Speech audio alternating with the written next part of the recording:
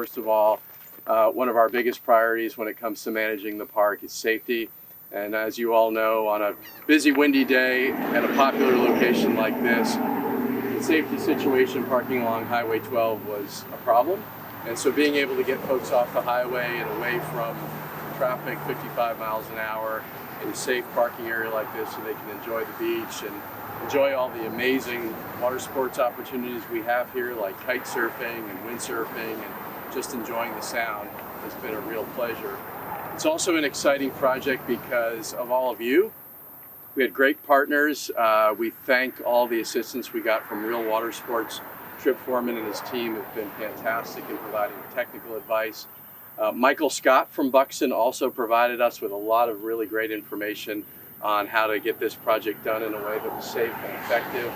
The Cape Hatteras Electrical Co-op were excellent partners with us, and we really appreciate your advice and your assistance with signage and keeping people safe from the transmission corridor. We also thank the North Carolina Department of Transportation. They helped us in the design of the parking area and provided a lot of advice. This parking area here didn't just materialize overnight.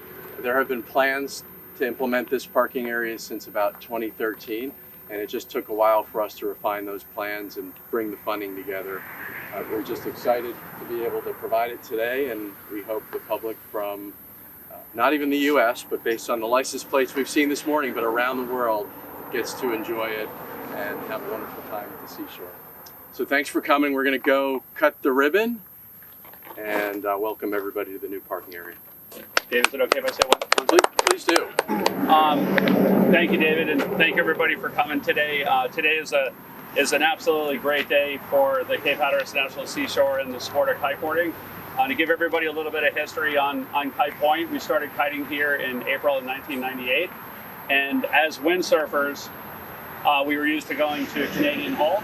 But you know, at the beginning of kiting, it was a downwind sport, so you kind of just took off and went, and we wanted to give the windsurfers their spot out of respect and have our own spot. And so we moved up to Kite Point for just to respect the windsurfers and letting them have their zone, but also because of the launch being significantly further away from the power lines.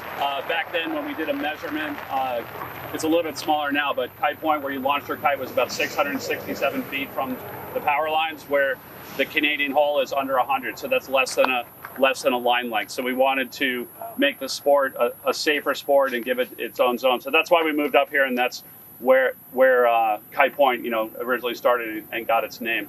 I think it's really important for everybody to recognize like what kiteboarding means to the community and to the Cape Hatteras National Seashore.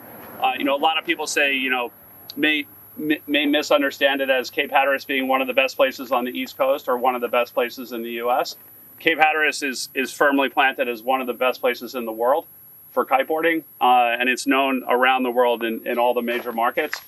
People come here from all over the world for the consistent winds, which is actually what brought the Wright brothers here, the shallow water, and the number one reason that everybody cites is the nearly unlimited access to the water. Just having, you know, countless of soundside ramps and oceanside ramps to be able to get to the water. And while we view that as being completely normal for here, you go to other places in the world and they'll be lucky to have one access to the water where we have hundreds of accesses to the water. So, you know, the contests that are held here bring competitors from all over the world. Like this year alone, we'll have over 15 different countries represented in the contests that are held here on the island. There'll be close to $100,000 in prize money, and there'll be equal prize money for men and women in both of those events. So as far as international notoriety, that's a big deal and a big spotlight on the Cape Hatteras National Seashore. You know, just a cross section this week.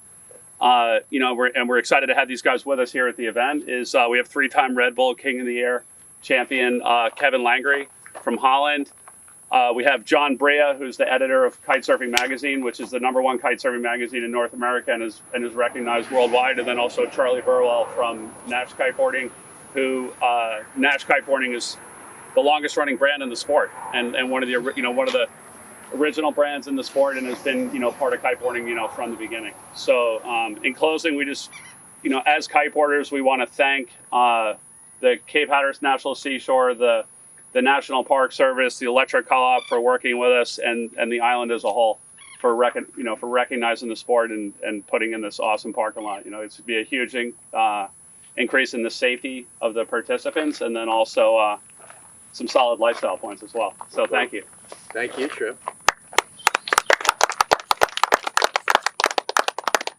All right, let's cut the ribbon. That's right. Yeah, For the government that's skills. right. All right.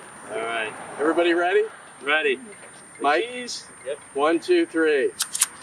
Oh, fuck, I missed it. All right. You gotta move quick, man. I got an itchy scissor finger. Kevin.